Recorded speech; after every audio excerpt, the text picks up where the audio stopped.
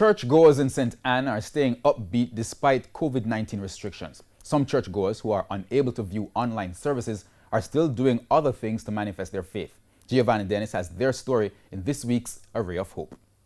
Hey Siri, I'm here. call Michelle on WhatsApp.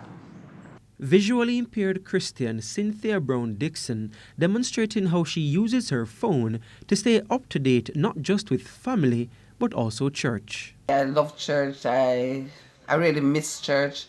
But because of there's so many things on social media now, so many services you can click from one to the other.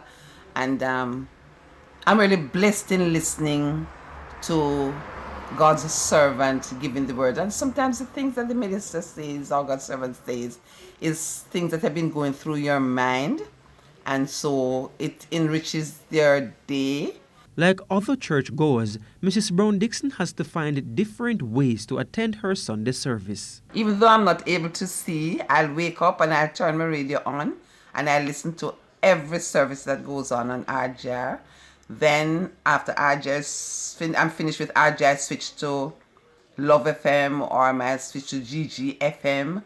But every station that has service going on, I listen to. As I say, my living room has one, my kitchen might have a radio in there, my bedroom has one. But despite these options, things aren't good all the time. Sometimes I feel a way that I would want to be able to see what is happening on the television.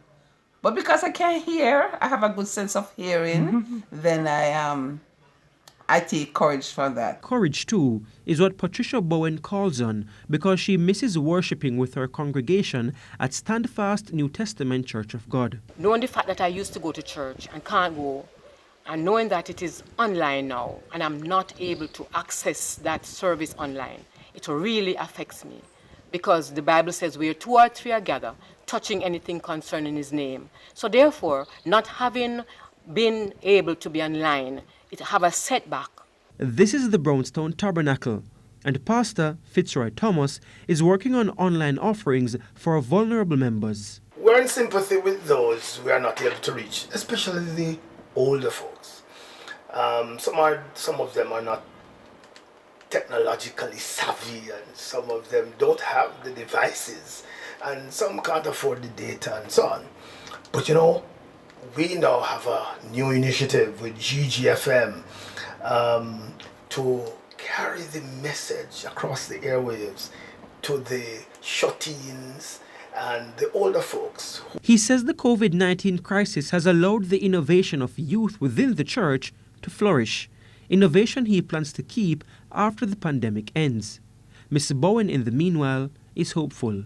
She spends most of her time these days praying, not just for herself. I read my Bible, I pray for the Prime Minister, pray for the heads of department, pray for the nurses, pray for the doctors, and pray for all the sick persons, even like me who are not doing so well. She wants others who don't have online access not to be disheartened. Some of them are locked in, can't look on the Instagram or the Facebook because they don't have the money or the means like me to really have access to this. Well, I say to you, be encouraged, steadfast, and I know that this too will pass. With a ray of hope, I'm Giovanni Dennis.